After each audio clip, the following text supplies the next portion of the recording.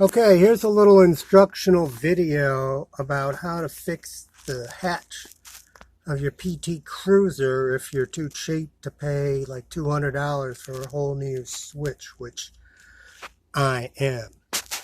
As you can see, I've attached some line from the weed whacker here to the latch after removing the back panel. Now when you pull this, you also need something to push the back of the hatch up. So I have this big stick. So I'm going to demonstrate, hopefully. It's hard to hold the camera and demonstrate at the same time, but I'm going to do my best. So I pull the latch, use my big stick, and it's open.